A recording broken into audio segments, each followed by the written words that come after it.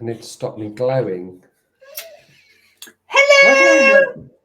Why do I look like a tomato and you look like a potato? Well, you look like a tomato and I look like a vampire who has no blood. Look at me. Look, put your hands you're up. very white. That's how white I look compared to you. That's because you never come out of your office. Yes, and it might be this lighting because it is quite bright. Yeah, but I've got two of them on me. Glowing off my slap.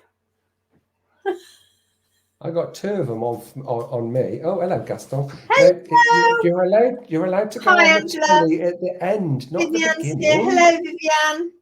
Hi, Vivian. Hello. Oh, Rebecca's here. Hi, Rebecca. Dawn's here. Hello, Dawn. You look gorgeous, both. And Gaston. We've just been to the pub. The scruffy road. Hello. Well, then, off you go. For food. Off you go. Off.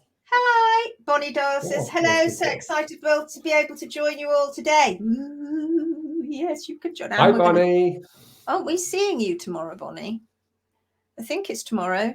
10 o'clock, Gary, our time. Oh my God, I might still be asleep. Yes, we're here. We went out all the family went out for a meal this evening quickly, and so that my daughter, who's learning to drive, could drive us all. She did very well, I have to say. Very well. Very well. Hello from Sweden. Hello. Bonnie says yes, 3 a.m. my time. 3 a.m. 3 a.m. What? PM? Oh, what for the group session tomorrow? Really? You're going to get up that early?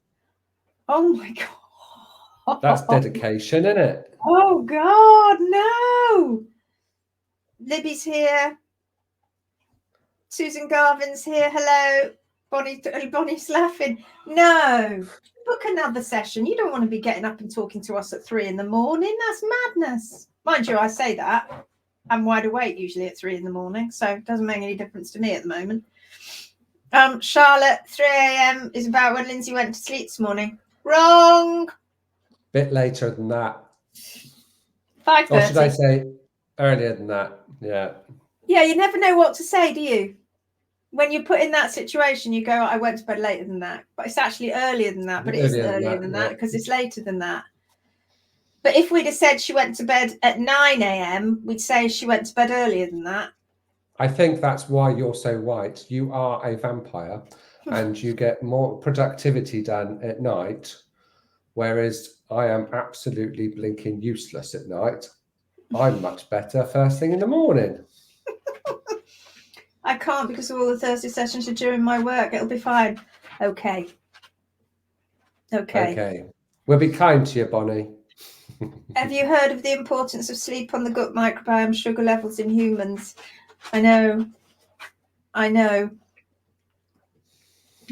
Morning from Australia, Vicky Ware. I know it's bad. It won't be forever though. My Timmy comes back tomorrow Sunday from his 3 weeks trip around Vietnam with his daughter. He'll be back on Sunday.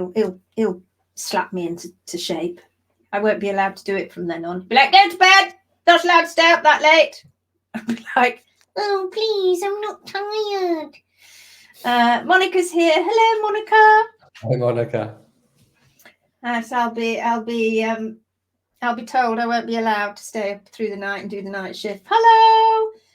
It's fine though, because your body just shifts itself around. It's wrong, really, isn't it? But your body just, once you get used to it, I'll be awake at midnight tonight going, oh, what more can I do? I've got more work to do. I won't finish work until at least 2 or 3 o'clock. And then I'll be like, oh, I'll just have a break now and just read a few posts. And before I know it, it's 5:30. It's mental. Right then. Did you all enjoy your lesson on the gut yesterday? Didn't we have fun? Wasn't that a good lesson? Well, we only got to the first bit. We didn't even get deep down, did we? We'll save that for later. That could be an installment thing. That can be something that we get to the next installment next week. That's right. That's what we'll do next Next week we'll have another It might gut. have to be a Thursday thing. Maybe Thursday gut Maybe day. a Thursday thing. Well, you'll have to remember, Gary, because I won't be able to remember. Oh, I shall remember. Yes, so that was good, wasn't it? We learned all about ulcers and stuff like that. And then I set you a question. We'll just wait for a few others to turn up. Loved watching it on catch up. I did think, where is she? Why isn't she here? What's happening? Where's she gone? She's gone out for dinner. That's because Charlotte has a life. As well. She does have a life as well. I'm just trying to find a photograph while I chat to you, because I'm terribly well unorganised, even though Did you all see the picture of Emily the pig? How on earth did I capture that picture? It's the best. It only took 2 photos. We were just getting ready to trim the donkey, Casimir, and Emily was just falling asleep on the floor. I was giving her a belly rub. She got up. I was sat there, got my phone out, clink, clink on the phone, and they came out brilliantly. Absolutely. I couldn't have done it. Well, there was no effort in it whatsoever. It was just perfect. So we love Emily. Oh, are you able to get in as Scoresworth now and not Bethan? I thought it didn't allow groups to come in. I thought we'd had that set. That's very good. Or pages, rather. Great live last night, she says, Bethan. Oh, so gorgeous of Emily. Oh, my, we love Emily. We love Emily. Do pigs need trimming? No. Well, this one doesn't, because she does so many miles. I've had 5 pigs that I've owned over the years, and it's the same as horses. As long as you make sure that they're walking lots and they're out all the time, you just don't need to. She was lying down, and we were all looking at her feet, weren't we? And Asher was playing with her feet and her pads on her feet and her little, her 4 toes and 2 further up and of the 4 toes, and we were talking about it and looking out how marvelous the feet look. These little tiny hooves, 2 of them on the bottom of her foot. And no, I have trimmed pigs. I had a client once I thought I would need to trim my pigs years ago, but as it turned out, I never had to. But I trimmed a big pig once who was a client's pet. And at that time, I didn't have my goat clippers, my shears. Hang on a minute. Asher, can you let the dog out, please? Sorry about that. My goat shears.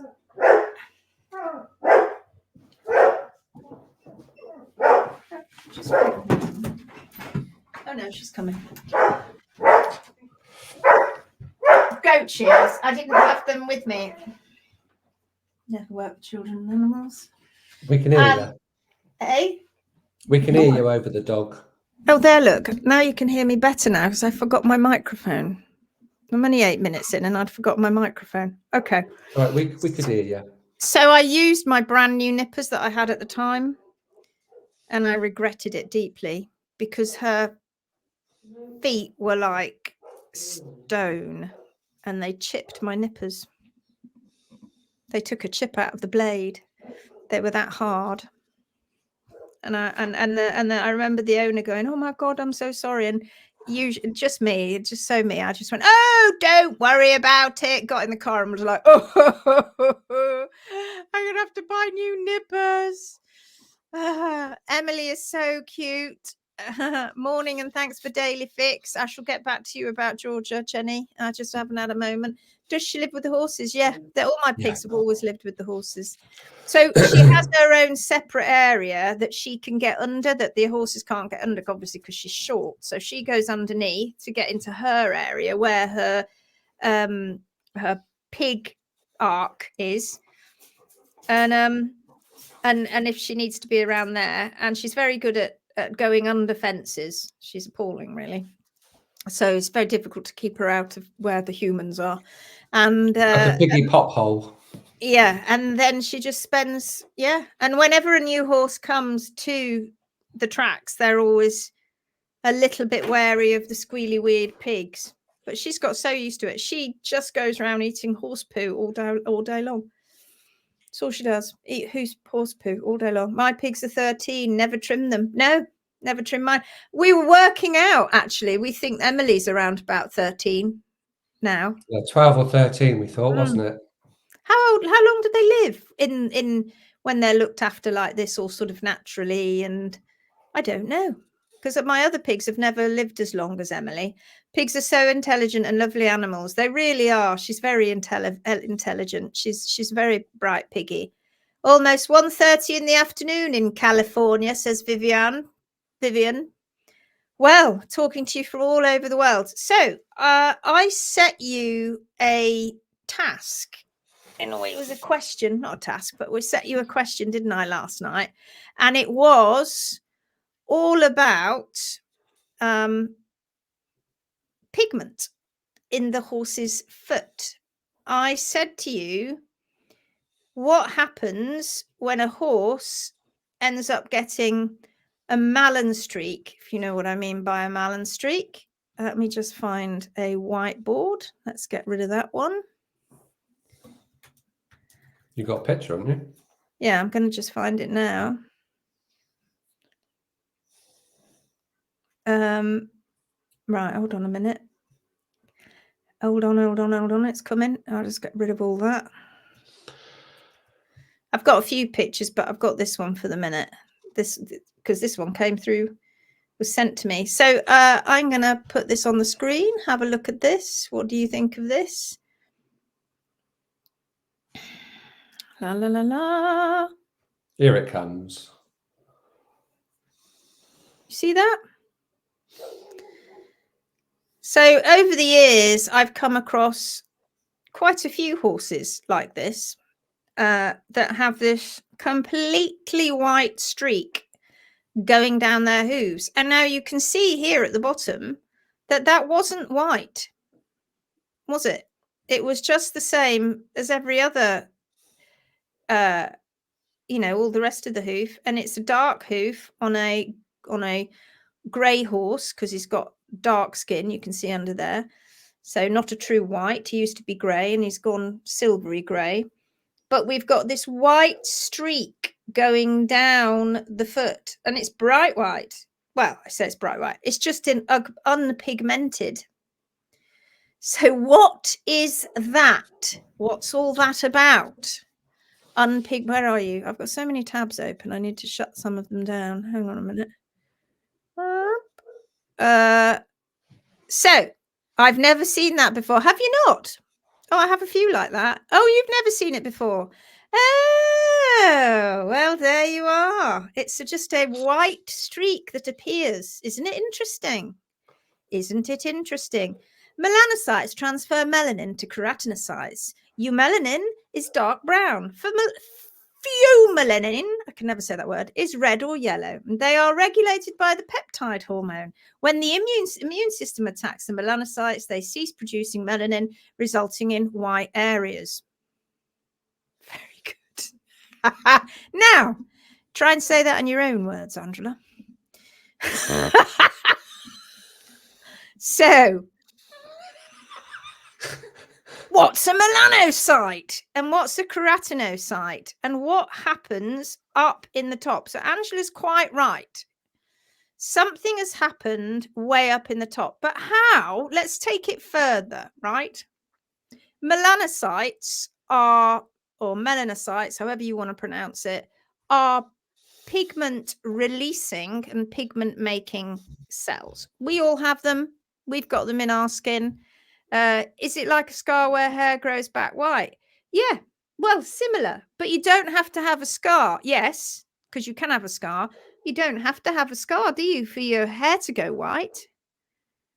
You can have I'm just going to send Asher a message a minute just to sort my dog out, because the dog will not stop barking. It's just typical, isn't it? Asher, get the dog in. There you go. That's gone. We go white. Our hair goes white, doesn't it? Grey horses go whiter.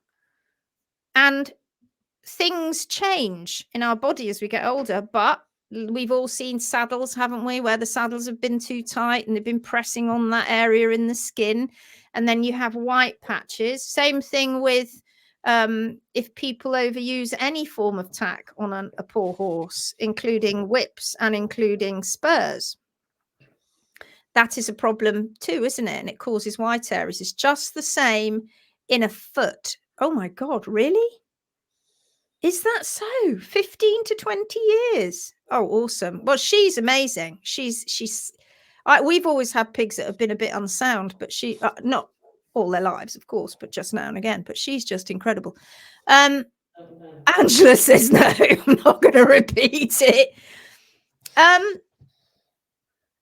Yeah. So, but what is the process? What's going on, right? We've got these melanocytes. Are the melanocytes that have pigment in them, are they in the hoof wall that we're looking at now? Is that what's happened? Are they actually in that hoof wall that we're looking at, the dark pigment of the hoof wall? What about marbled hooves? Where do those melanocytes live? If they're the cells that have that pigment in them and they produce more pigment, and in humans, depending on the shape, so we have melanocytes, but we don't produce that much pigment in our melanocytes. It's not really turned on that much because it's part of the immune system. And why is it part of the immune system? Well, because they're there to protect us from harmful UV rays. Hence the reason you go much hotter and hotter and hotter, your skin shade starts to change. And it's the melanin in the melanocytes, it's formed in the melanocytes that goes into your skin to protect you. But what is the whole process of that? Because it's not the story, is it? Because we've not got the full story as to why this has gone white. How is it working? How does that work? Are they in the epidermis layer? Right. So that in humans, we have a dermis. We have 3 layers, don't we? We have the fatty layer, which is the subcutus. We have the dermis, and then we have another layer, which is the epidermis. But the epidermis is actually layers in itself, because it's layers of predominantly over 90% of keratinocytes, which are made of keratin, which is what makes up our skin, our hair, the horse's hair, epidermis, the horse's skin, the horse's horn. All of these things are all made up with keratin. And what makes the pigment is when the melanocytes are dispersed in between all of these cells. So it's like a bit of a factory, right? Down you are, down on the keratin ward in the hospital, and all these little keratin cells are all being born, right? And they're all being born. Oh, hello, and we're all being born, and along comes the doctor, and he says, right, I'm going to check you all now, and I'm going to have a look to see who is going to be worth staying, who's robust enough to stay here and produce more keratin cells. The other ones, well, you've got another job to do. You can go and make the skin. Off you pop. Off you go then. Into the chute you go. Bye-bye. And where the other ones, the chosen ones, they have to stay, and they're the stem cells, because they'll just keep making new keratinocytes through a process of cells, mitosis, with cells making other cells. And then what happens is they push the other cells along. And if you've ever been, and I've said this before, if you've ever been to a penny arcade where you play those funny little penny games, and you stick a penny down a slot, and it goes and it gets to a shelf, and then when it gets to a shelf, the shelf is moving back and forth constantly like this, and the penny drops, and there's loads of 2p pieces, or it would be if you were in the UK, not sure what it would be in your currency, but there were all these like 1 penny and 2p pieces, and you would hope that your penny would drop just at the right, you had to time it at the right time, so it landed right on the bottom, so it went ooh, and pushed the other ones forward, and the other ones would go plop, and fall off, and you hope that they'd go at the same time and the moving shelf underneath, so they would then, so that hopefully you'd cause a cascade of pennies and 2p pieces all falling over into the little scoop at the bottom, and you'd be all very excited. It was a similar thing with keratinocytes. They just keep being pushed. They're created as stem cells. The chosen ones stay behind. They don't go off to become the other skin layers. And as the keratinocytes are going further and further to the top of your skin, they go through different processes. So they go through something called semi-apoptosis, which is mainly become cell death. So they start to lose their bits and bobs inside the cell because they don't need it anymore. The further away they get from the stem cells, till they get further up to the top, and then finally at the very end top you get the squamous, because they're all that's the last rough layer on the top. But on their journey, it's like Hobbit going through a forest. They meet all these different cells, and one of those cells is a melanocyte, and the melanocytes are all interspersed in the early doors when they're just being created, and these melanocytes are the tattooists. That's their job, the tattooists. They're tattoo cells, and they hang around, and they're all like, like tattoo people do, all sort of tattooed themselves and sort of hanging around, having a good old yarn and a bit of a chat. And periodically somebody goes past, they're like, oh, you're I'm going to have you. Deep. And they go, beep. And they've got these like dendrites. They're called dendrites, but they're actually not those particular cells, but they're like fingers. And these dendrites go out in between all the other cells. And occasionally they'll have a cell that comes past the melanocyte and they'll go, beep. And they pop into the cell, they inject the cell with a bit of pigment. Doop. And that cell goes along. He's like, oh, I've been pigmented. Thank you very much. And that cell moves along. And then a few other cells come along. They get pigmented. Boop, as the tattooist tattoos them. Doop. Gonna have some. No, you're not having any. You're going to have some. Not you. You're going to have some. And that's how it goes. And if we're in hot climates, they produce more melanin. They ink quite a lot of keratinocytes. And so before you know it, you go brown.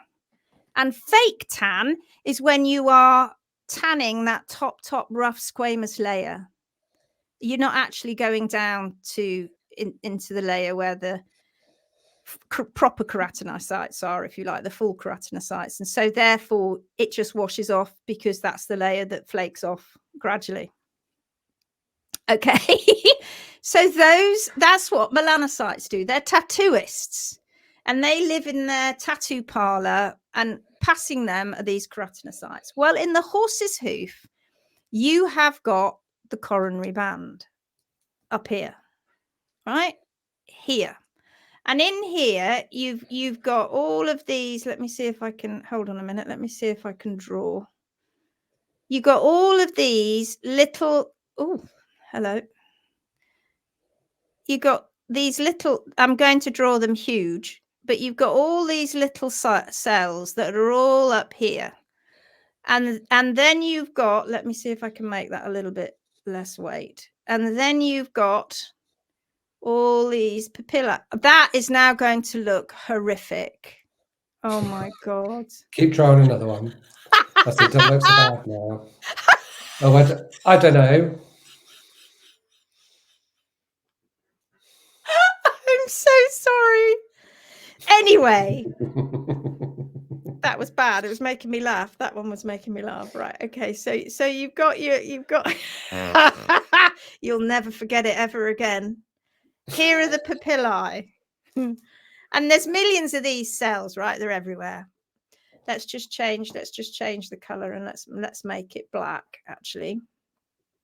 And so here are your melanocytes, right? And they're living up there as well. And periodically, what they do is they go boop, boop, boop, boop, and they ink these cells. They don't go anywhere. They still stay still.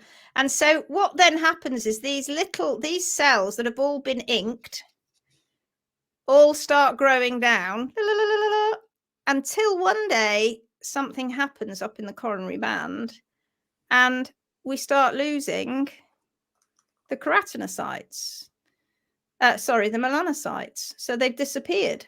So now all we have is all the little keratinocytes that are all being made up here. And we got the little papillae that are in there too. And these papillae are making all these cells all around them and all around. And then they're making these tubes that come from it. And those are the horn tubules and they're hollow, but all around them are all these other cells. And I don't know whether you're aware of this, but the horn tubules that are in your horse's hoof are not pigmented. It is only the intertubular horn that's pigmented. So all the stuff that is between the papillae, everything that's formed in between the papillae form the horn tubules, and then all the intertubular horn, there's lots and lots of cells and they keep being pushed down. And in a pigmented hoof like this, you've got all those melanocytes and they're inking everything, inking all of these, look, before they leave, and then they go down all inked until you have an abscess.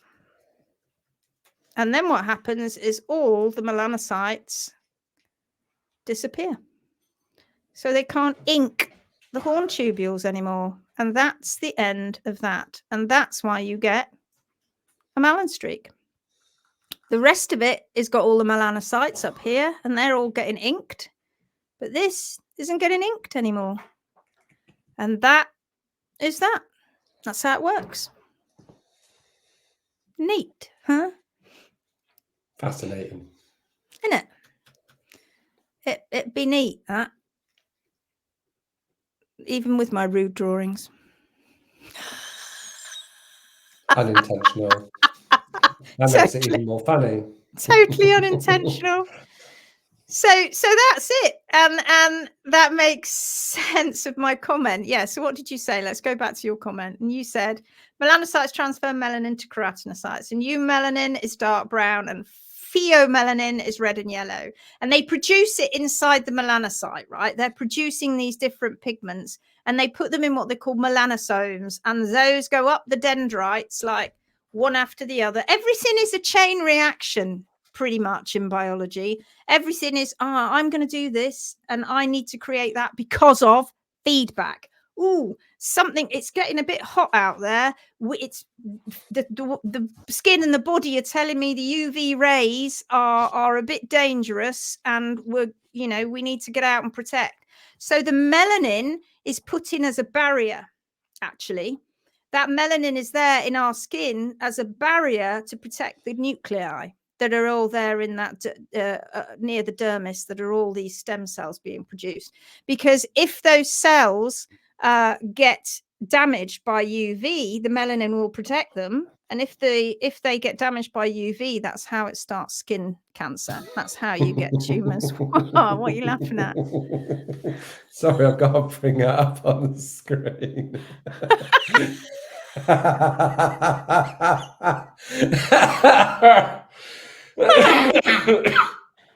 Oh, you can imagine what fun I used to have when I was teaching sexual reproduction, can't you, with my ping pong balls and plastic cups. Pinky, come here. Come here. Come on, and you come. Quieten down now.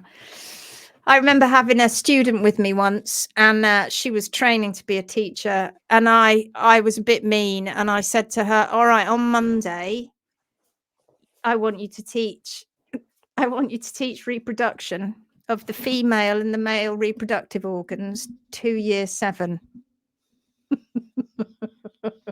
And I said, but you've got to make it entertaining. It's got to be fun. And you've got to get over the fact that they'll be all a bit like, oh, I'm embarrassed. So it was the most funny thing. And I had one of the teaching assistants who was a big friend of mine came in on I don't even think she needed to be in on the lesson, but she sat at the back, and I couldn't look at her because we were creasing. It was a great lesson, but it was lots of ping pong balls and tubes and spaghetti and you name it. You can be quite creative when you're talking about stuff like that, you know. It's quite good fun. This doesn't happen with every abscess on the coronary band. Why? Because the damage doesn't necessarily happen like that every time. I don't know. You'd have to ask the melanocytes that question. It depends. It doesn't happen every time. I tell you, No. when I see it is when there's been a big damage, and then you will see that pigmented horn, and it doesn't have to be a big streak like this. And you'll see pigmented horn doesn't always grow down. You'll have like a big damage, like a bit when they've had an accident. And they've often, you know, the usual accident, they trap their foot in some stock wire and rip off their lateral cartilages. That's charming. And it happens then, but not in a great big sort of wide piece like this. But the times that I've really seen it have been when they've had recurring abscesses at the toe. And if I'll see if I can find one for you. Where is he? Here he is.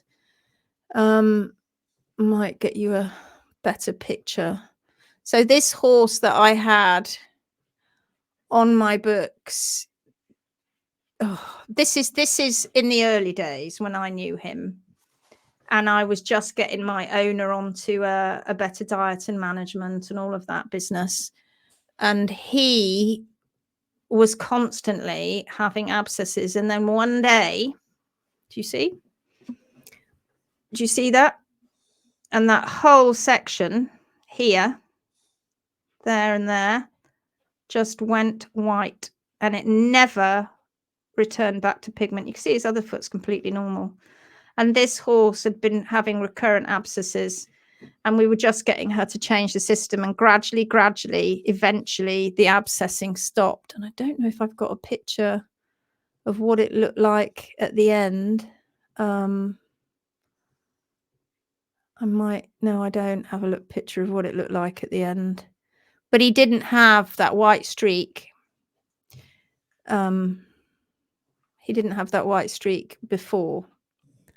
So that happened after, basically because something happened to the melanocytes up in the coronary band, in the coronary dermis, and that was the result.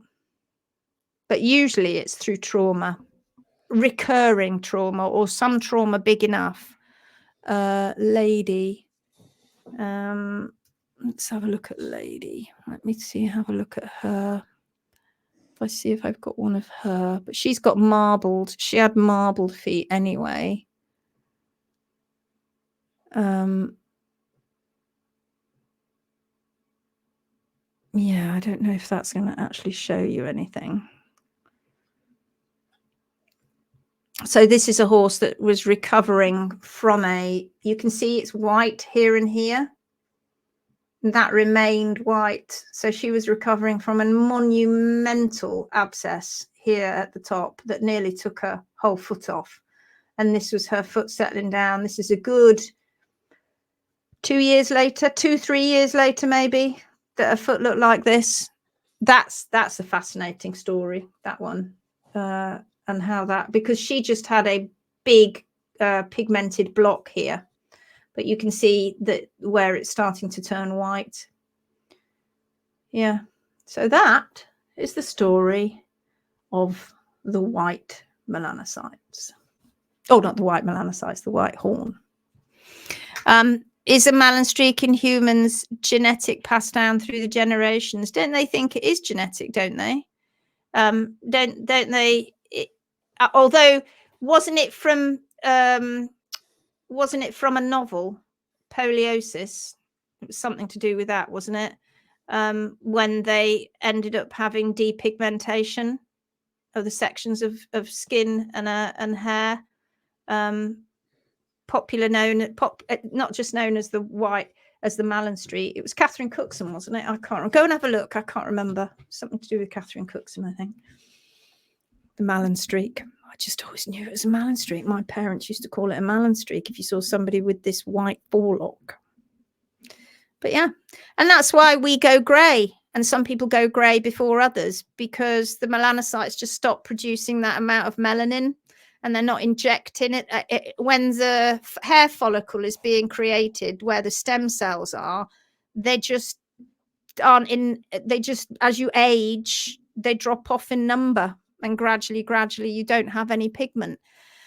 But yes, they pinch the name from the popular story. Yeah. Yes. Oh, yes, it's from a novel, and it can run in families, like the tendency to go grey or bald. Yeah. Yeah.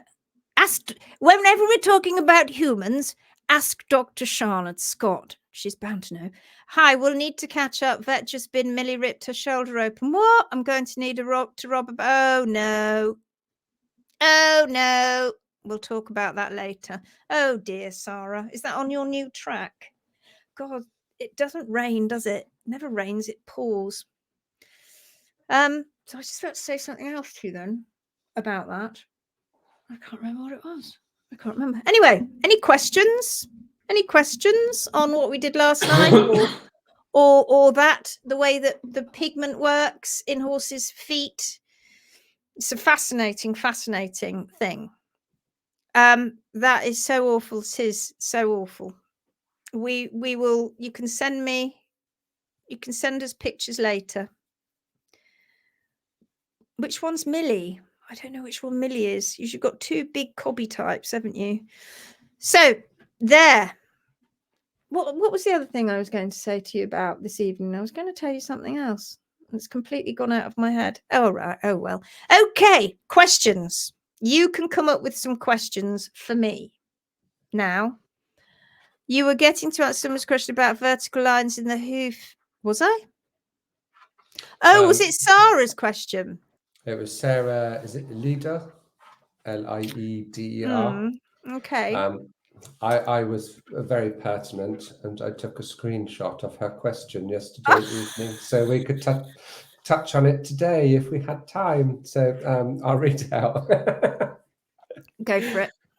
One more question. I trimmed a couple of horses that had neglected hoof care, and instead of lines, it was like scalded rings running all the way down the hoof wall. What causes that to be different from most other event lines? Like scalded rings. Yeah, I'm not quite sure what she means. Damn it, she's not here. Well, there are only really two types of lines in a horse's foot. What's Sarah saying? Good news, though. Squire's bloods are down to 18. Wow. Diet and management really is everything. Thanks for everyone's advice over the last few months. You got it, girl. Good luck. That was down from 300 to 18, if I remember.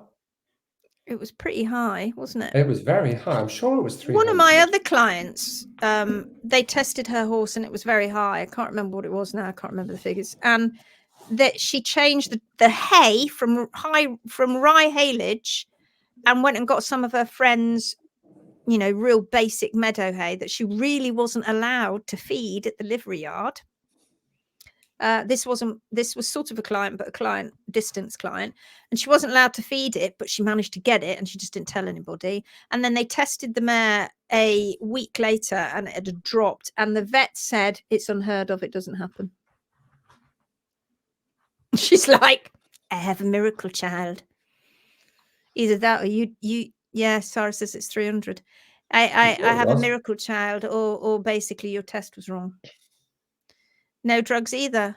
Yeah, and I have to tell you that these tests aren't all, that we do get false positives and false negatives in all of these kinds of things.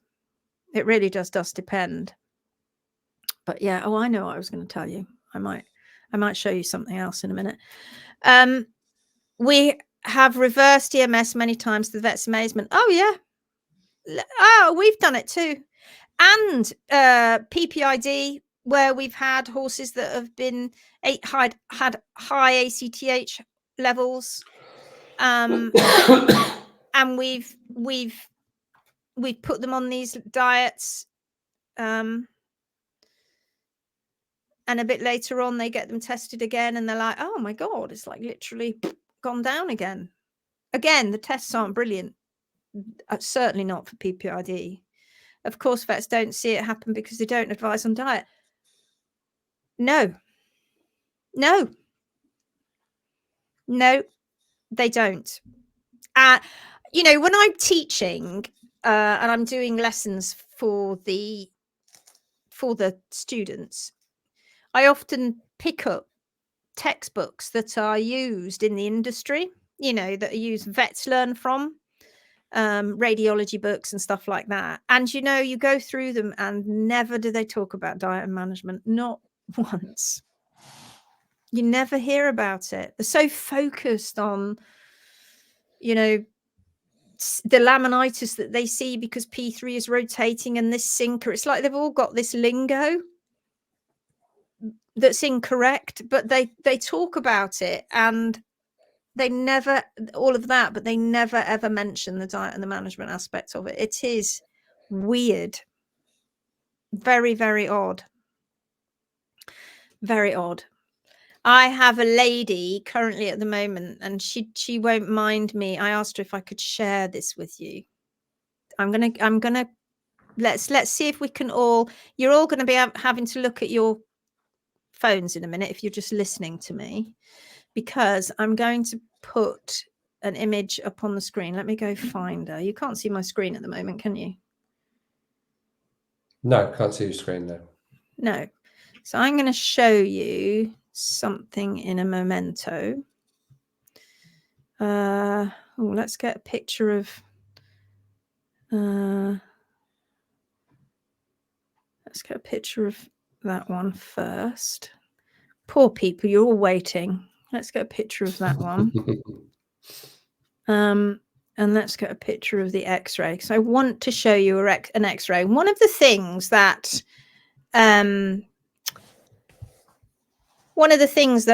one of our admins said the other day, she said, God, if there's one thing that the Phoenix group has taught me, it's taught me how to read x-rays better. Because we talk about x-rays, don't we, a lot. And being able to read an x-ray, just basics, just knowing the basics of an x-ray is important. And all this nonsense about, oh, you're not allowed to read an x-ray because you're not a vet. You know, of course you can read an x-ray. In France, you go and have your x-rays done, and you get given them, and you walk away with them yourself. You're given these x-rays, and you walk away, and they're yours. Unless I think this is the only picture of it I have. Oh, have I got another picture of it? I don't think I can. So I'm going to go down here, and I'm just going to copy this one. I do apologize. You know, it's wonderful if I could just actually be organized before I come on these lives, and then The thing is, I think what people like is we have no idea where it's going to take us. And then you've just got this mountain of information, not only in your head, but on your computer. I have. Right. Okay. You have. So I'm going to show you something now on an x-ray. Now, are you ready? Let's have a look at this x-ray. Share screen. You see this?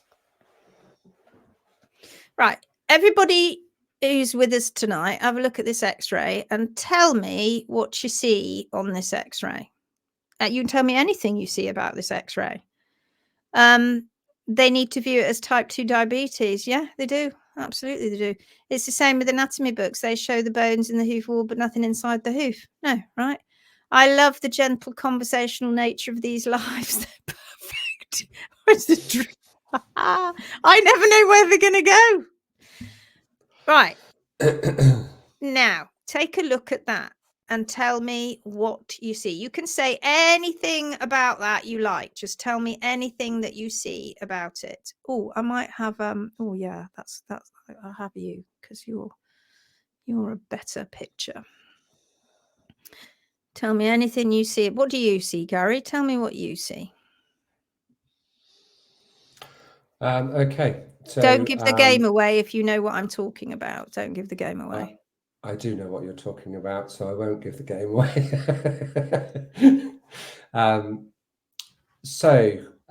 There looks to be a little bit out of balance.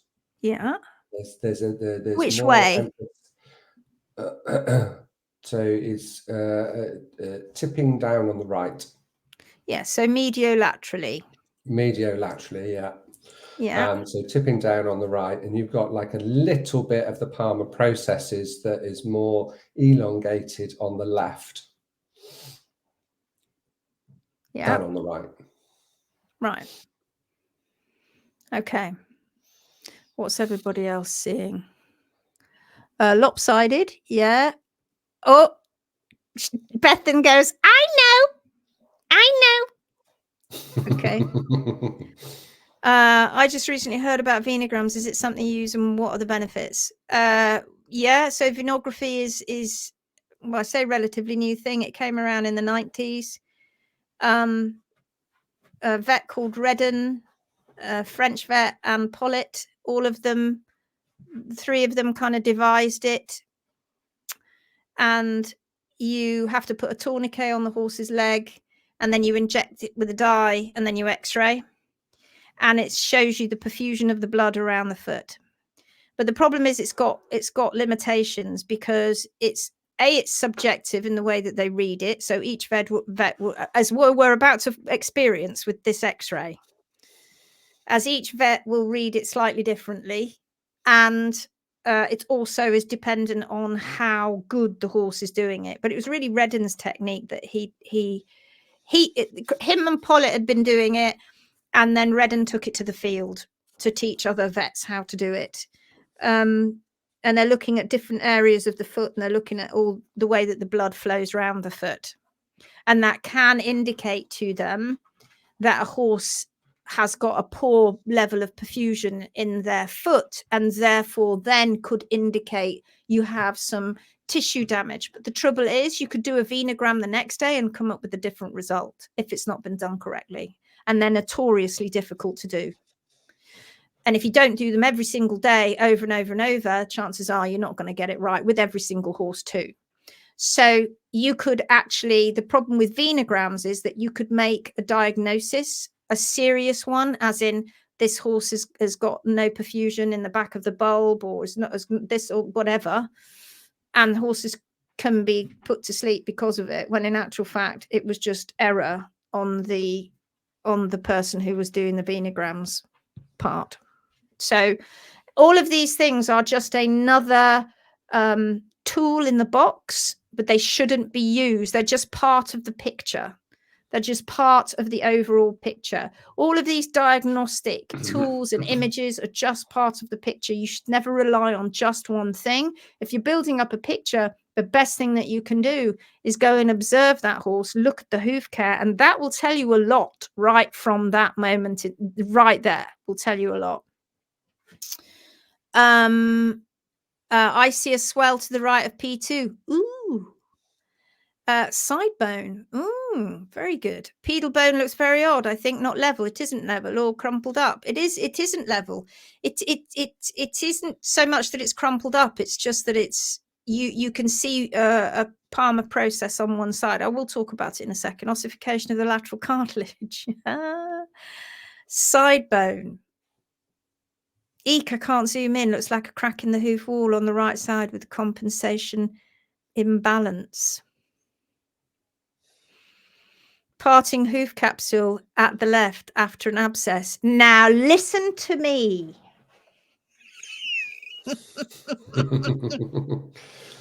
You clever little people.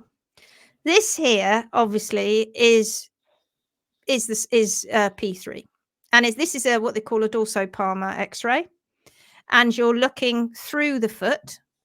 And here is a palmar process that is starting to have a little bit of side bone, and this one hasn't, but you can see P3 isn't straight. You can see here that you've got the joints are, that's a little bit narrower there. I mean, we're splitting hairs here.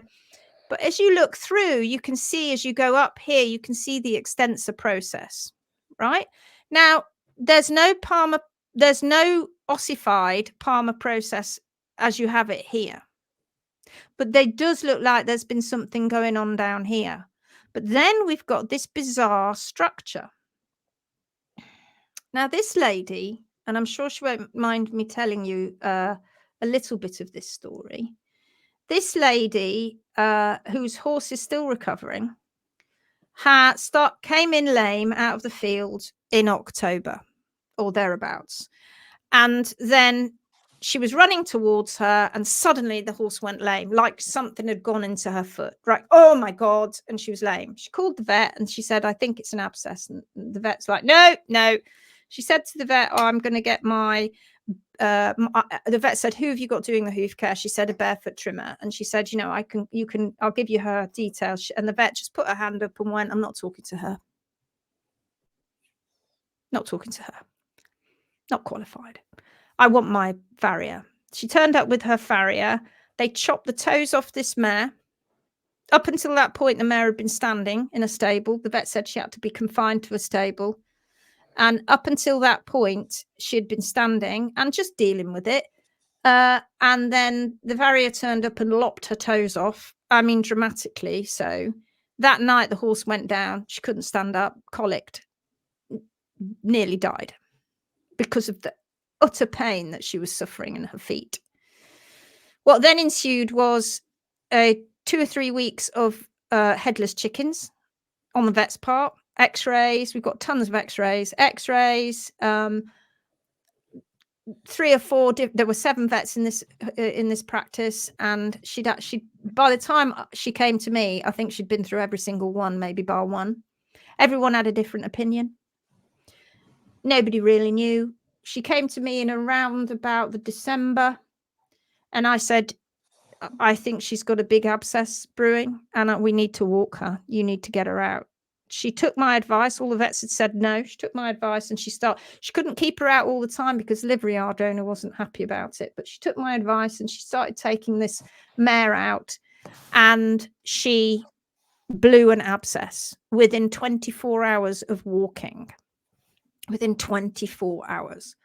But it was a whopper. I'm not going to show you it. Oh, I don't know if I've copied a picture of it. I don't think I have. Oh, I think I have. It was a whopper. It split right round from the front. It was a toe quarter abscess. So it'd come up from around about the toe quarter up the foot, and it had lingered around. Now, the unusual thing about this is that this abscess was very purulent, and it was chucking out pus constantly. Over and over, different vets came, and they all said different things. Meanwhile, I'm consulting with her in the background and was helping her along. And I said to her, you know, they need to swab it. We need to find what it is. It took them 3 months to swab her foot, and in 3 months, she still produced pus. They got 2 specialists involved, one at a university and one that was a private specialist, who the first one wanted to take her sole off and debride her foot. And the last one eventually listened to all the silliness that had gone on before, worked out that this owner wasn't stupid, and just went, nah, I think we'll leave her if she's sound, because she was sound. Okay. Absolutely sound. What, the pick of the abscess? Hang on. Hello, Celia. Hi. The pick of the abscess. Did I put it in here? I don't know if I uploaded it. Hold on. No, I haven't uploaded it. I'm not going to show you the abscess. I will. I'll show you. Maybe show you later. I don't know. Hang on. Let me go see if I can go find it. Can you? This is her foot upside down, and this was in February, so I can show you that. Wait a minute. So this is her foot looking at it upside down.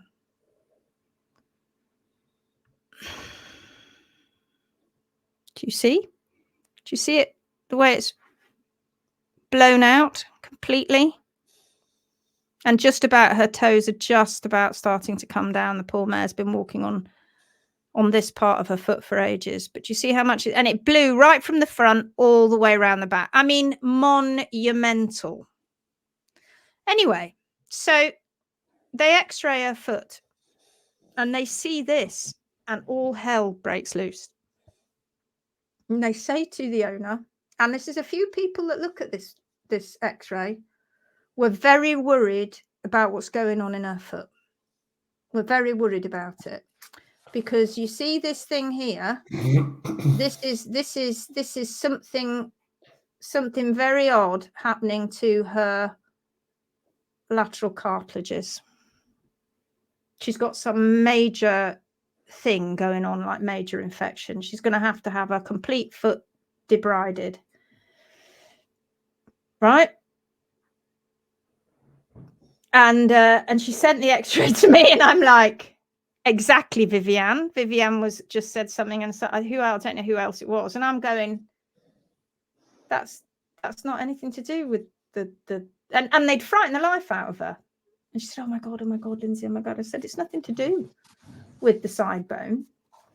That, if you look, goes all the way across there, right on the top of the extensor process, which is right on the coronary, the hairline to the horn. And I said to her, how many bones do you know have straight edges? How many bones do you know are straight? And she went, well, none. And I went, no, because what you're seeing there, and Vivian was completely right when she said it. And who else was it that said it?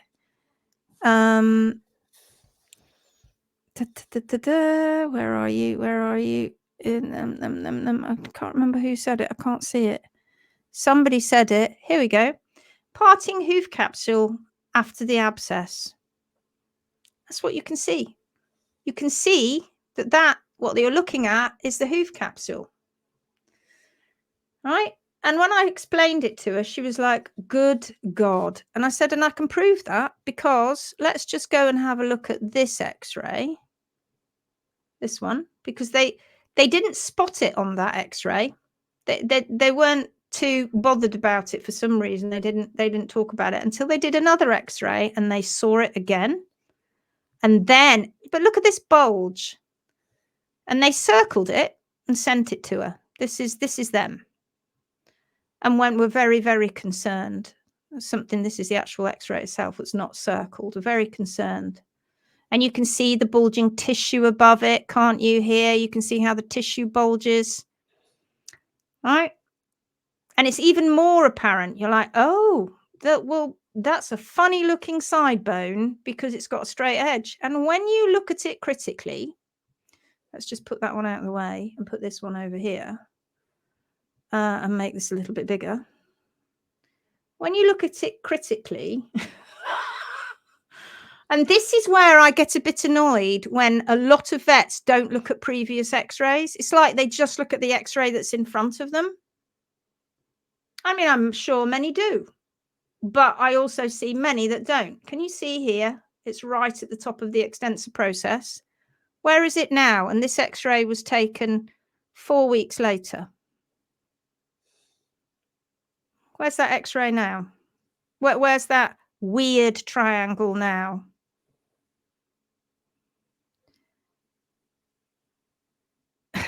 Where's the weird triangle now? I am sorry to say that that lateral cartilage is that is calcified is actually getting better. The bone is disappearing. It's lower down. Sorry, I'm being facetious. I'm sorry. It is difficult. Why is it? Yes, and why is it lower down? Why is it? Why is the scary thing? Hole that's growing out. Yeah, Charlotte says it's low. And why? Yes, because it's hoof wall and it's growing down. It's growing down. So it's now past. And when I explained this to my client, she was like, yeah, it's all changing. It's growing down. It's growing out. Because, of course, the foot never stops growing. It doesn't stop. And when I showed this to my when I explained it to her, she was just like that. Oh my God. So then this chap from this big university up in Scotland contacted her. He was the final one at this great big, after she'd gone through all of these vets, she changed vets a couple of times. She'd gone through all of these vets, all of these issues that have been going on. And she said to this guy, he cottoned on fast. She explained it all to him, and he was like, and the mare's sound? And she's going, yeah. And they're like, he's like, oh, well, I'm not going to go in that hoof capsule if she's sound. She's like, you're damn right. And then she said, and then he said something. And this is a professor. I'm pretty sure he was a professor at the university. He was a top man. And she said, because he talked about being concerned about the X-rays, and she said she actually repeated my words, and she said, "How many bones do you know? Or how many lateral cartilage do you know that's shaped like a triangle?" And he went, "I don't know what you're saying." And she went, "How many do you know that are shaped like a triangle?" And he went, "Well, I don't know why you're asking me that." And she said, "I'm just asking you, from these X-rays." And he went, "Well, none." She went, "Well, it's not a triangle. That's a triangle with straight edges. That's a hoof capsule. That's an abscess that's blowing out." And the reason that you can see that bit going down at an angle, because it's where it's gone round towards the heel. So it's gone across and around and down. And he went, "Oh."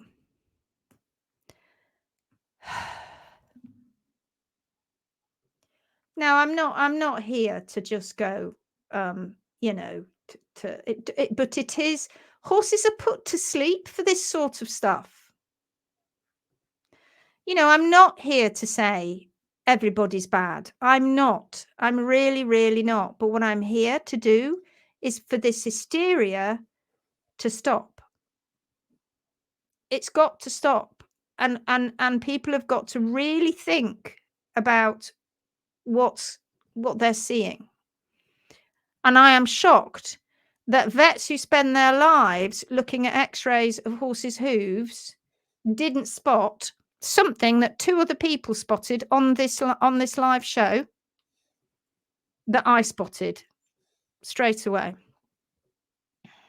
And then we had other X-rays to prove it. And this is her now. Can you see it growing down? Can you see the bulging of the tissue? So is the bulging of the tissue here? This is where she's got this tight ring where there's been a big change, and it's starting to grow down, and it will grow down, and it will repair, and the swelling is going down. But they finally did a swab after we moaned and moaned and moaned. They did a swab and found out that there was some exotic bacteria in there, and they had to go and find a very, very special antibiotic for it. And finally, the pus stopped. She could have lost her life. Could have lost her life. Would have lost her life. Had I not been there going, don't listen to that. That's not true. Oh, yes, I know. I am amazed by medical colleagues. Well, different angle, yeah. But I know, Charlotte. It's a shocker. It's a shocker. And a lot of this has to be common sense, doesn't it? You have to employ a great deal of common sense. And I feel that that's been lost because they aren't doing what Bethan's doing at Gawsworth. They aren't doing what we're doing. So they lose their heads over it. And I mean, I'm sure, Bethan will tell you, these animals that go to Bethan's have all been treated traditionally. They've all been put in boxes because they've had laminitis. They've all been getting worse. They've all had high heels. They've all had their toes chopped off. A lot of them are in terrible shoes. They're hobbling around. Now, the laminitis probably stopped ages ago. But the pain and the hobbling that's getting worse is because their feet and their bones are hurting because they're walking around on the tips of their pedal bones. And then they go to Bethan's, the right management ensues, the right diet ensues, and they start starts, and then they start taking, you know, giving the horse a normal trim to the horse's natural parameters, and before you know it, you have animals who are amazing. I mean, if you go and have a look at on Bethan's page, she put Smokey up, and she said to me, you know, I'd forgotten how bad Smokey was back at the beginning, crippled and about to be put to sleep. It was his last chance saloon.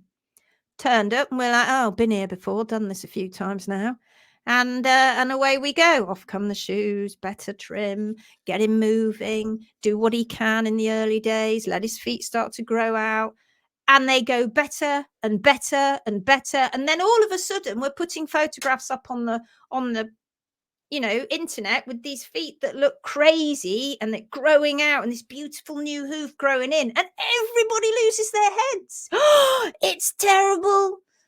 It tripping. It must be tearing the hoof. Crippled. Like, no, crippled was before. Now, sound, running about, happy. Feet don't hurt anymore. Literally is. And it's always the same. It's always the same. The degree of healing angle is it depends on how bad it's been, but it's always the same. All of this constant obsession over rotation being caused by laminitis is nonsense. It is hoof care, and we prove it. I've never failed to prove it, obviously, because that's what it is. You let those heels go up, and then you so P3 goes up into a hyperpositive position, and then you chop the toes off for good measure, because darn it, the damn foot looks too long. So let's chop the toes off. Oh, but you just cause the horse to walk around on his sole. So you do know that now you've got P3 in a hyperpositive position and is walking around on the tip of his toe. It's going to cause real problems for that distal edge of the P3 now, pushing down on that circumflex artery. It's got laminitis. You can't stop it now. It's P3's lost its attachment, and it's swinging through the hoof cap. There's nothing you can do. You can't. When a horse goes past, 18 degrees rotation, you can't ever bring them back. Poppycock. BS.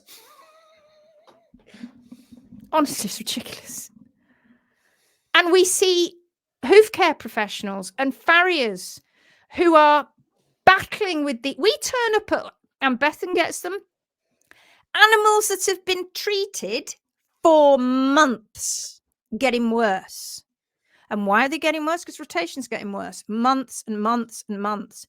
Literally within 6 weeks, if that, things start to change for that. Well, the big changes at the beginning, and then and then away they go.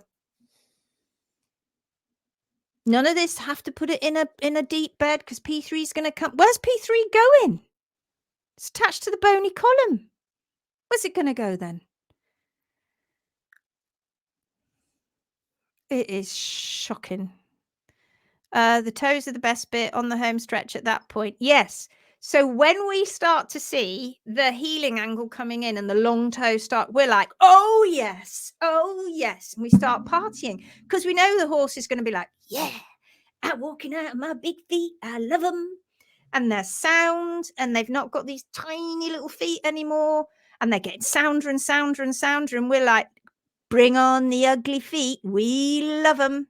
And then of course we just love the fact that we're just poking the equine industry because there's another one.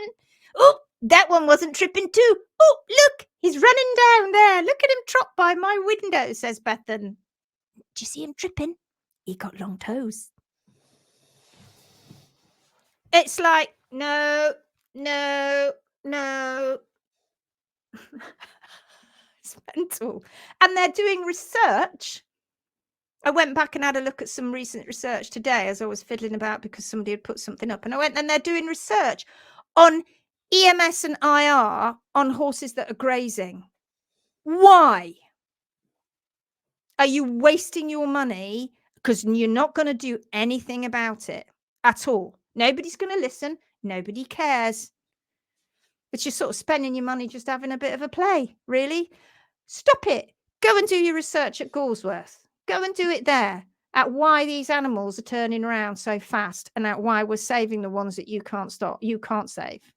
Why don't we do that? Why don't we stop playing around and do something really good for the industry? And then we can stand up and go, I got it wrong. I got it wrong. P3 is not suspended in the capsule. I got it wrong. What it is it's hoof care. But imagine when that actually is accepted as self-evident, like Arthur Schopenhauer said. Imagine the uproar when millions of horse owners have lost their horses to P3 degeneration and rotation when the vet said there's no hope, put it to sleep. Imagine heart horses, beloved ponies, family horses, family ponies, big competition horses, sports horses, because nobody's immune. The horse that Bethan's got at the moment, Wexford, he had rotation. And now the heels are coming down and now his feet are having to change shape. Every single time. It's almost boring that they're now they're coming out with the same old rhetoric all the time and saying the same old stuff. You've got to stop, guys. You've got to stop. You've got to go, we can't ignore this any longer. We just need to go and look at what they're doing. God almighty. Do you want to save animals or not? Or do you really? Because if you do, step up and come and have a look, because we're showing you how to fix them. Do you want to fix them or not? It's a bit of a funny conundrum, isn't it? When probably over 90% of the income that comes into a veterinary practice is down to lameness, and a massive percentage of that is caused by incorrect hoof care that they don't realise. What's that going to do if they go out and start saving them all? Just put that one out there. It's fearmongers.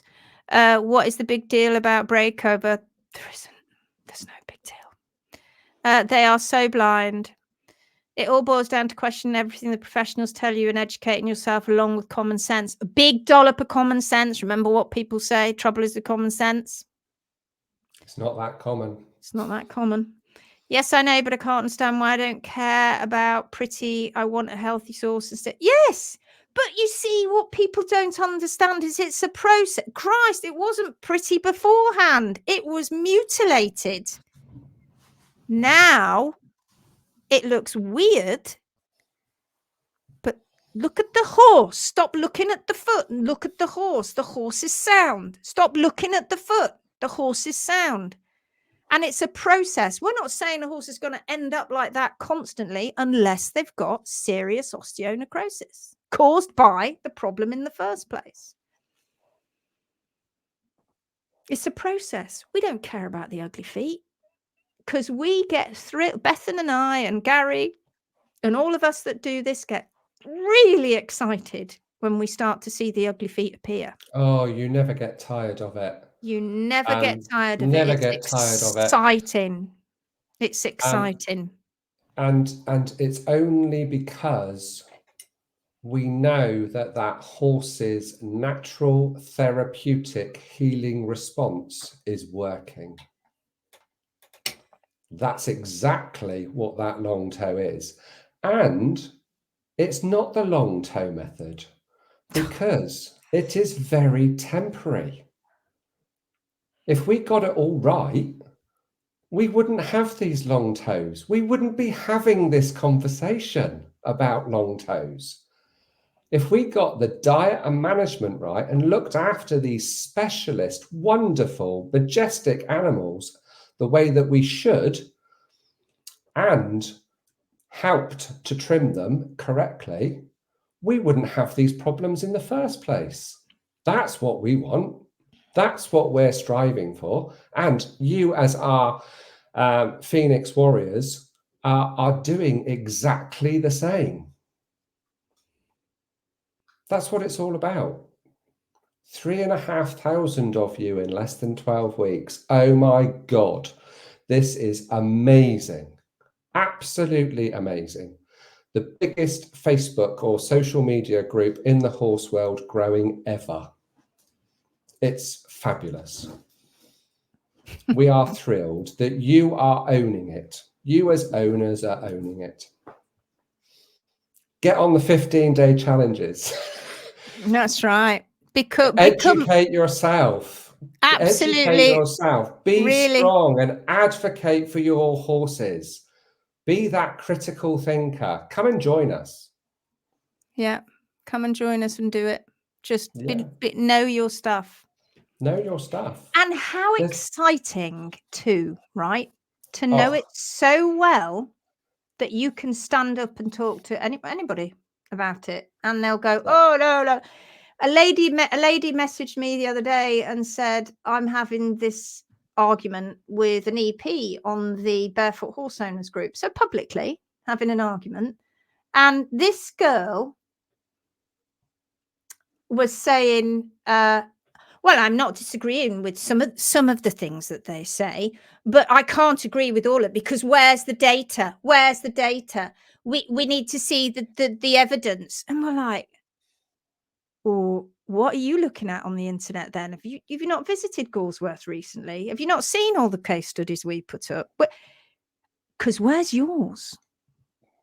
When was the last time you saw a full case study like we put up with all the pictures going right the way through in just a minimum of eight months? And before that, the animals sound. Where are their case studies? What are they hiding behind?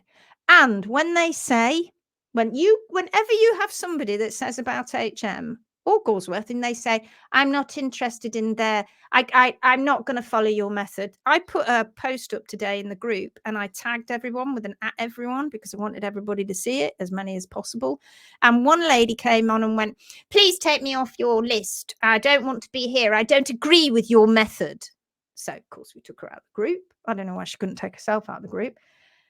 And if anybody ever says to you, I don't agree with their methods, then you know that they're turning their back on 55 million years of evolution. They're turning their back on Mother Nature.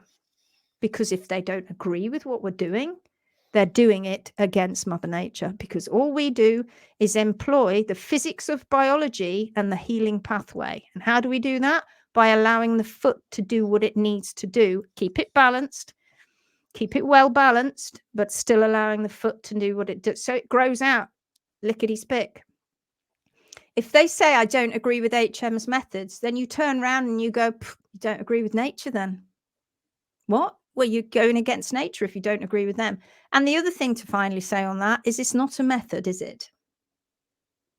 It's not a method. It's not a trim method.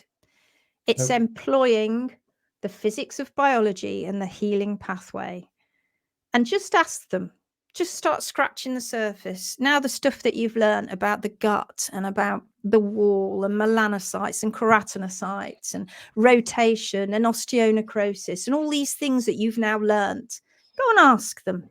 And the next time that a body worker comes and says, oh, I think your horse's toes are a bit too long. I think, you better get a better farrier and, put some shoes on. You go, let's sit down and have a little chat about that, shall we? It's mental. Absolutely mental. Anne says, just joined, wondering, do you ever get a reply from a vet who tried to save one but failed? Then you saved it. In my case, the vet who failed after me spending many thousands couldn't be bothered to meet my trimmer who saved Reverend being put to sleep. Sand. Yeah, I was so. Yeah. Oh, that is very common. That's exactly what happens. We get the farrier and the vet don't want to know. Don't want to know. I could tell you so many stories where we've gone, they just think, oh, all right then. Because they don't see it day to day to day to day. Oh, all right then.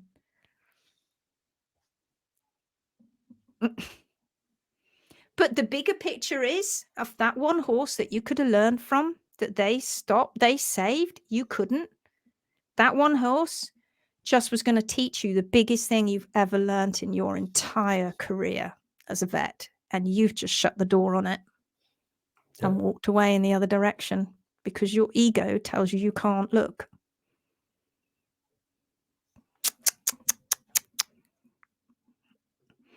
It's so sad that all the experienced people talking all the same. So it must be true. I'm glad that I'm searching. Yeah, it's all true. It's all true. That's why the grey likes paddling in that mucky puddle. They usually don't want to know. They normally say something like, "Oh, you got lucky."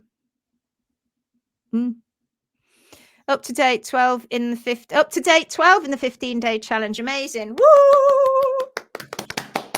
Very good. Think of all the things you're learning. That was weird. Everyone is great for informing everyone in the group, and you had to, as we needed to have boundaries like any children. And we like to have boundaries, don't we? We do, really, because we like to push those boundaries. But if we don't have any boundaries, we have chaos and anarchy. And we're not having that in this group. This is not going to be one of those groups. I'm not going to have that because that's not fair. Just got my mail, VIP phone cover arrived. Oh, cool. We need a picture. We need a picture. We need a picture with all your gear on. It's all about the ego. Frustrating. That was 21 years. It's not changed, Dan. It's not changed. You talk to anybody that does what we do, So Penny Ann Gifford is another lady. She's 67 years old and she's been in the industry for quite a long time. And she's just sort of coming. She before we turned up, she was like, I've had enough of it, sick to death of it. And then we've come along and it's kind of spurred her on again. Been saving horses on her tracks for years in New Zealand, all the ones that the others couldn't say. P3 penetration, heels high, toes chopped off. Awful things. And she said to me the other day, and she's always getting x-rays from a vet from there round and abouts. And one vet in all the years she's been doing it, the other day she had an x-ray and Penny was sat there waiting for it and the vet didn't mention the toes. She said, that's the first vet in all the years that I have been doing this that didn't say, I still think the toes are a bit long. You need to chop it off. It's totally subjective. Just totally subjective. You don't know what you're talking about, do you? I mean, really, you don't. And you know damn well that when I put pokey posts up on the Hoofing Marvellous page, people say, oh, you shouldn't bash the professionals. You shouldn't say anything. You should work with them. There is no point. We have tried year on, year out, we have tried and there's no point. It is literally like bashing your head against a brick wall. And so consequently, we don't need them because what we're going to do is just prove it a different way. We're just going to get all our case studies and we've got all you in the Phoenix group and you're just going to show the world how it works. And then gradually, they're not going to be able to say anything, are they? Because they're just going to go, oh, when you say, nah, it's okay. I don't want to chop my toes off. Sorry. Nah, it's fine. I just want the x-rays. Thanks. I just need to see whether P3, state of P3. Oh, you've got rotation. Yeah, I see that. Farrier's sacked. Just getting somebody else now to sort out the heels. In fact, you know what? I'm going to do it myself. What? Yeah, because that P3 rotation there, that was caused by my farrier. And there's no damn way that you're going to chop those toes off my horse because that's going to dump him on his soul. So cheers for the x-rays. Thanks very much. Then what happens is they go, ooh, that's a welfare case. You're like, God. They, honestly, you guys have got it. You guys have got it. Nova, hello, darling. I wouldn't be saying, let's sit down and chat about it. I would be saying, there's the door. Yeah, you might. Bye. And that's what we're doing. That's what we're instilling. And if it didn't work, do you think we could get away with it by saying to the professionals, bye-bye? Because we do it all the time. We do it behind closed doors. We even have to do it hidden away. Because if they see these feet, they all freak out. If it didn't work, it would fail, right? And it doesn't. Oh my God, I need to write this down, the little sermon there. That is unbelievable. As a GP, I was always searching for better answers and critically appraising the research to check if it was valid and reliable. But in truth, though, Charlotte, how many of your colleagues did that? You're conscientious. I'm conscientious. We are always going, is it half full or half empty, the glass? What other way can we look at it? My whole career is based on this. If I didn't work, I'd be destitute. If it didn't work, I'd be absolutely. Not Same many. goes for us, Bethan. Do you think that if we didn't have success, major success, be able to create an international training school and create this amazing group, if what we were saying was absolutely wrong? We always turn around and say, you don't have to believe us. You just implement it correctly and watch the horse. 55 million years of evolution doesn't lie. Absolutely. If that wasn't the case, do you think that we would be sat here every night sharing our woes, providing hopefully a little bit of education, and the all-important entertainment? That's what it's about. This is a welfare issue. This is a welfare campaign. We want to help you and your horses. Owners are going to change the world for horses, not the professionals. No. They've lost sight, the professionals.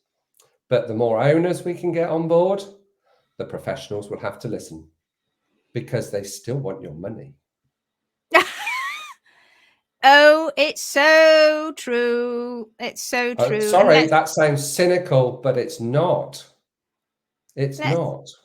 Let's see if we can end it on a video that I put on the page a few days ago. Let's see if we can end this show on this video, if I can find it. Come on, Linz, see if you can find it. God, have I not put that many posts up since? Flipping Nora. God. Okay. See, that's good value, isn't it? It is good value. Right. Now, I'm sure many of you have seen this, but just for those who haven't, let's play it again, shall we? And this is what we'll end it on. When they say, where's their evidence? You go, sorry, did you not see the latest post they put out and the one that Bethan put out? Oh, and they put another one out. Oh, and another one. Let's just share this one for everybody, that you can share this to them and you can say, here's evidence. They don't like it, you see. They don't like it because they think it doesn't feel comfortable when you bash a system. It's not an individual, it's a system. Can you see that? Yeah. You seen this post? The one that this one? Can you hear it, Gary, if I turn it up? Can you hear this? You hear that? Yeah. Okay.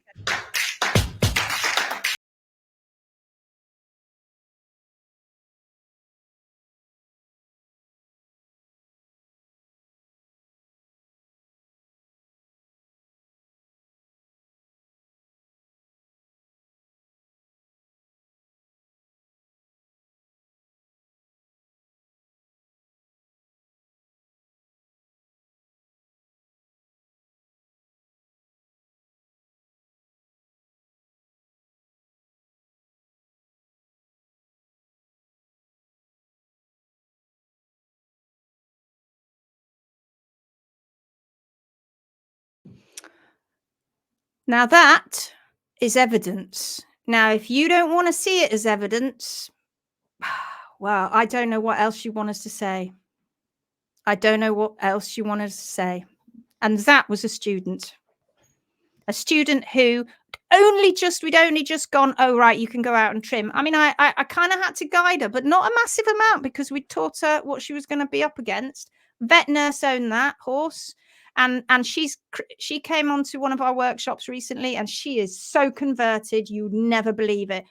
She knew the vets, her equine vets. Lucky for her, she knew them really because they were going to give her a bit of leeway.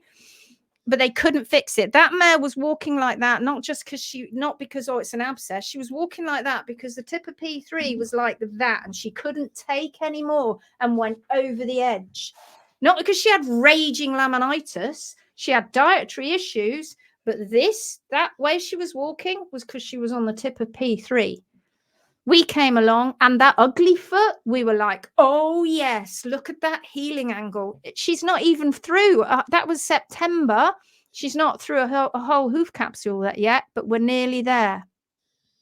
And look how she was moving on those funky feet. Oh yeah, she don't care. She was moving like that on those funky feet. She wasn't tripping. She's not tripping because the hoof is trimmed correctly. Balanced. Hoof care providers, wake up. Yeah, share it far and wide. Has she converted the vets? No.